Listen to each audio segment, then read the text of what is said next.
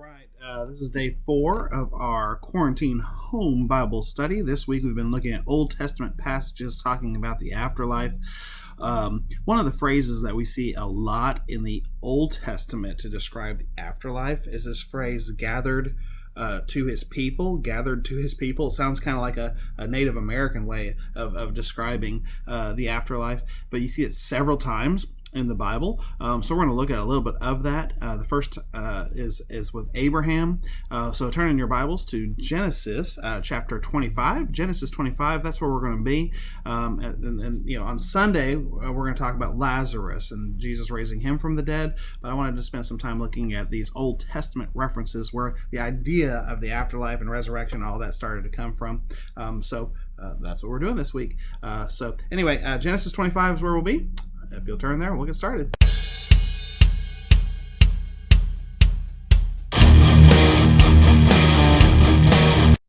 All right, so Genesis 25, verse 8. We'll start verse 7. Altogether, Abraham lived 175 years. Then Abraham breathed his last and died at a good old age, an old man and full of years, and he was gathered to his people. His sons Isaac and Ishmael buried him in the cave of Machpelah near Mamre, in the field of Ephron, son of Zohar the Hittite, to the field Abraham had bought from the Hittites. There Abraham was buried with his wife Sarah. After Abraham's death, God blessed his son Isaac, who then lived near Beer Lahai Roi. All right, so I read that to emphasize this phrase, gathered to his people. Okay, a kind of an Old Testament way of talking about death, that Abraham was gathered to his people.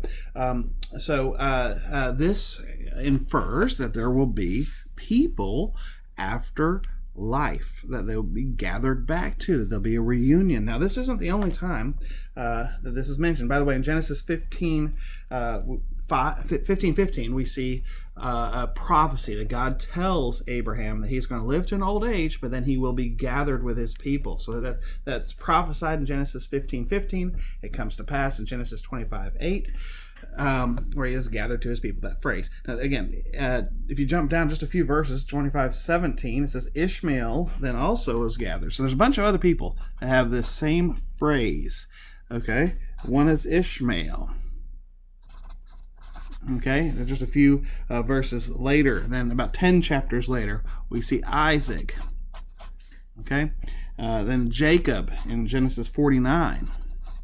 It says he's gathered to his people. Or later, Joseph, same phrase. He'll be gathered to his people. In the book of Judges, it says Gideon will be gathered to his people. In Chronicles, David. Okay, and then you have Job, same thing. He's describing him.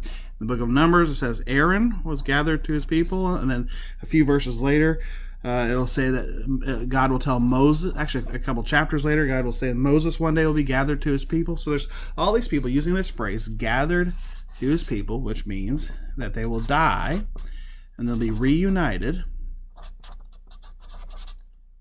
with God's people in paradise. Okay, so this idea of God's people being reunited after life, after they die, that they be reunited is throughout the Old Testament. All of these patriarchs, all these people in the Old Testament, that's the exact same phrase is being used over and over and over and over and over and over again. They'll be gathered to their people. Okay, so this is a way of describing death that we see throughout the Old Testament. Now, where is this place of gathering? We talked about this last week when we talked about the parable of the rich man and Lazarus. It says Abraham, that the Lazarus, the person we're going to talk about Sunday, when he died, he went, and this is in Luke chapter 12, he was immediately in paradise in Abraham's bosom. Okay, so Abraham, I actually need to list over here that Abraham's one of those people that was gathered to. It says that he was gathered to their people. So anyway, Abraham, after he died, he was in paradise. Okay, so he went to paradise. And in Luke 12, it says that Lazarus joined Abraham there, okay? And he was in Abraham's bosom, okay? So Abraham and Lazarus were hanging out. The rich man in that parable was in Hades. There's a great chasm between them. If you missed that video, go back and check it out. So this gather to his people is a reference to paradise, okay? All of these Old Testament saints were in paradise waiting for the resurrection of the dead, okay? Lazarus, technically still in that Old Testament era because it was before Jesus raised from the dead, so he's still in that era. He was also in paradise with Abraham when he died, when he was dead those 4 days, okay? Just chilling, hanging out with Abraham, okay? So this gathered to his people is a reference to this throughout the Old Testament, okay? So it's clear. This is consistent. The Bible has no inconsistencies. That when people die and they're believers, they go to paradise, okay? And that in paradise, people are aware. They're not. So we talked a few days ago. We did a video on soul sleep. The people are not asleep. They're not unconscious. They're not in this stasis where they don't know what's going on for thousands of years until the resurrection. They are aware of what's going on. They're hanging out with other people. They know these other people. We talked about that in yesterday's video. That we know other people. We are known. We recognize each other. It's a great reunion and a wonderful time. Okay, that's what makes paradise. Okay, so this is a little bit gives us some more of a clearer picture on what this place called paradise will be. Okay, and everybody who's a believer goes to this place called paradise. The rich man in the Luke 12. This is why this is such a important parable, because it gives us so much information about heaven and hell. The rich man was in another place, Hades. And between the paradise and Hades, there's this great chasm that separates them, right? And I believe the people in Hades can see what's happening, right? They can see what's happening in paradise, but they're on the outside looking in. And that's part of what makes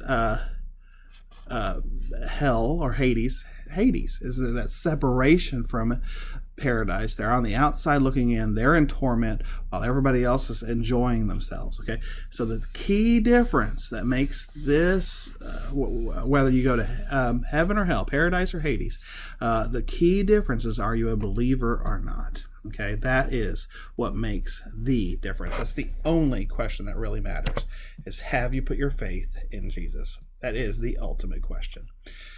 All of these Old Testament believers did put their faith in the Messiah that was to come. And as a result, they were in paradise, gathered together. So we'll talk a little bit more about this tomorrow, but that is the video for today, this idea of paradise, of being gathered together after believers die.